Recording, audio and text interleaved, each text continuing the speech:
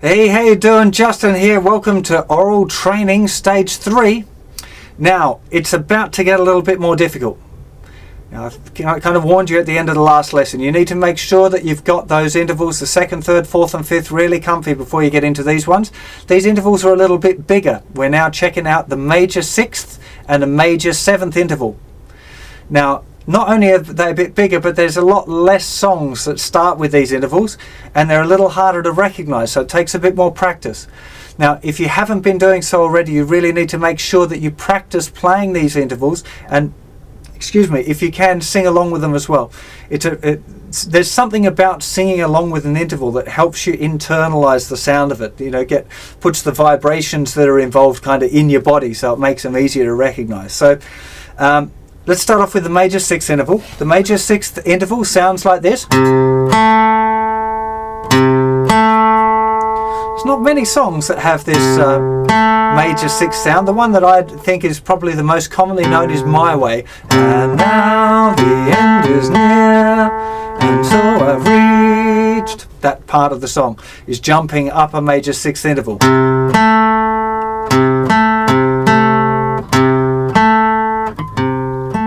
Play it a lot of times, practicing along. Da, da, da, da. Try and get that sound of that interval into your head. Now, the other interval we're looking at today, well, actually we've got two more. One's so basic I kind of brush over it a lot. The major 7th interval. Now, I don't even know of any songs that start with a major 7th interval. It's a bit dissonant. There's a few that kind of drop down to it though. Somewhere Over the Rainbow is the one that I always think of. Somewhere, oh, that's it, that's the major 7th interval. Somewhere. Now that is the other interval we're talking about today, which is in octave. It's actually the same notes going from C right the way up to another C. All the way up the major scale. Do, re, mi, fa, sol, la, ti, do. Do, do. It's going from do to do. That's called an octave. Shouldn't have too much trouble with that one. Major 7th is an octave, and then it drops down a semitone. But you can practice singing it as well and just go do, da, boo, da. Again, it's a good thing. It takes a little bit more practice to sing these bigger intervals. You know, a little bit harder, but don't, just because it's a little bit difficult, don't let it put you off. Just stick at it. It takes a little bit more practice, that's all. Other songs that actually are a slightly cooler one than Somewhere Over the Rainbow is the Immigrant Song. Do-da-da, the Led Zeppelin. Do-da-da. There's the major 7th. It's going up an octave, then major 7. Do-da-da. There's not that many songs that use this interval, so they're the ones to listen out for, to get used to. They're kind of, in some ways they're easy to recognize because they're so big and because they're kind of unique sounding for now. Later on we're going to start adding in other intervals around them that kind of sound a bit similar, and that gets a little bit tricky. So the ones that you're listening for now are My Way, major 6th interval. We're after major 7th. Also, as well as having the Somewhere Over the Rainbow and the Immigrant Song, I always think it's pulling up a bit. So it's just it's dragging up to the octave. See if you can kind of feel that as you play it. Play it yourself and feel that note that's kind of pulling you up there. It wants to resolve. The reason is because it's quite dissonant. If you play those two notes together, but it's not out of tune, it's dissonant. The notes are close together. That's the major 7th. And the octave. Somewhere over the rainbow. Same note. Okay, let me show you how to play these intervals first. Of course, if you want to practice playing them to sing along, and or play them for your buddy, and or play them to make your own kind of oral tests as well. So let's get to a close-up now and have a look at that. Okay, so here's the first one. This is the major 6th interval.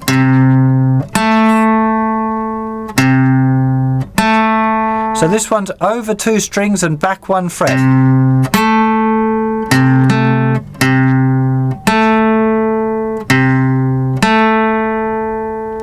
That's the major 6th. Now we want major 7, which is 2 strings over and 1 fret up.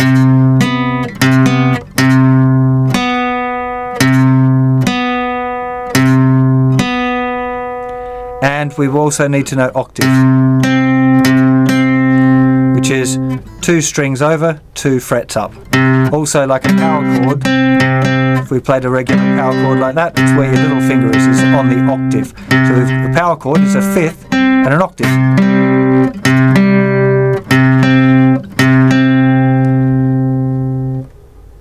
Okay, don't forget, of course, that all of these interval shapes are found on the cheat sheet on the website, so go and check that out.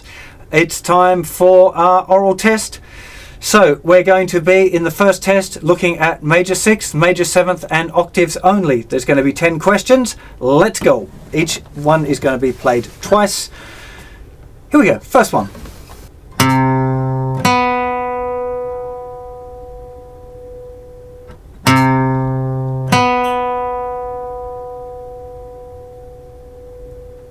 And here's question 2.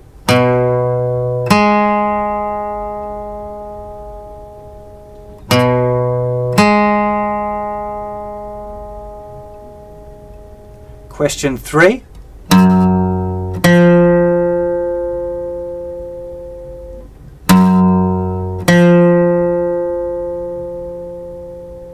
Question 4.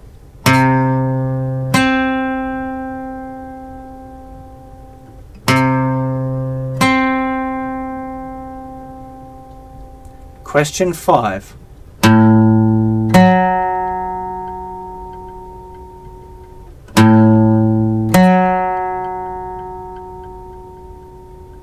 Question 6.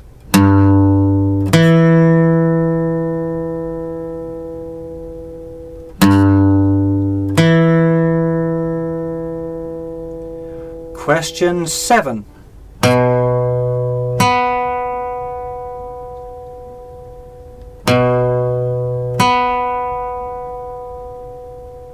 Question 8.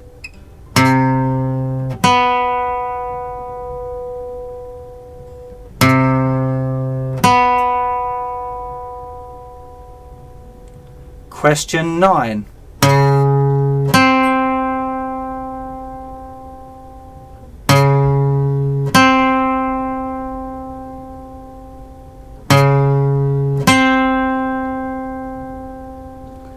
Question 10.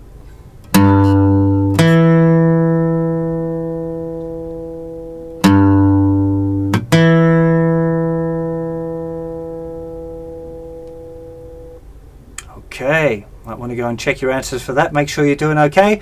Before we crack into 3B, we're now looking at major 2nd, major 3rd, perfect 4th, perfect 5th, major 6th and major 7th and octave, which is all the notes in the major scale. It's quite a lot. It's going to take a little bit of practice. Don't be too discouraged if you don't get them all right straight away. Maybe you do. Maybe you've got a natural gift for hearing this stuff. Excellent. Really, really good. Some people get this real quick. Some people fight with it a little while, but everyone gets it in the end. Just takes a bit of practice. Okay, here we go for 3B. Question 1.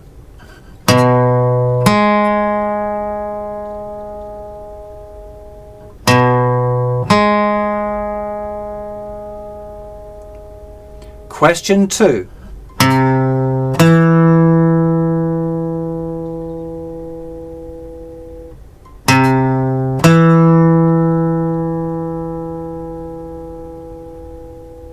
Question 3.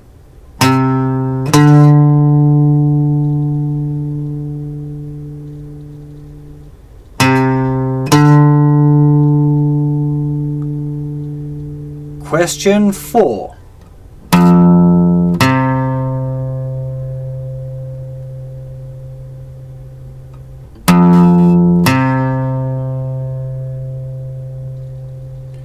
Question 5.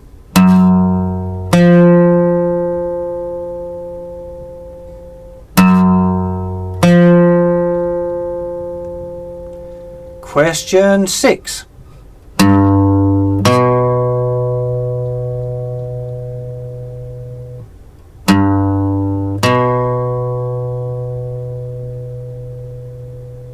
Question 7.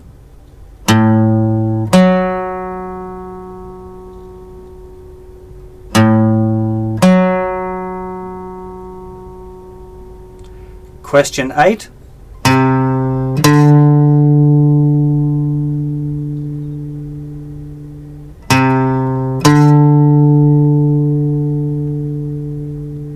Question 9.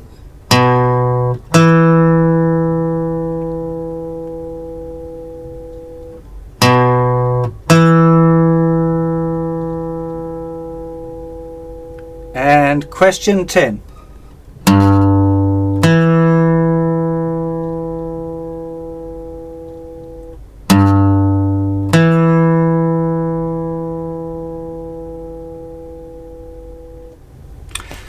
Well, time to go and check your answers now on the website. Hope that you've done well with that.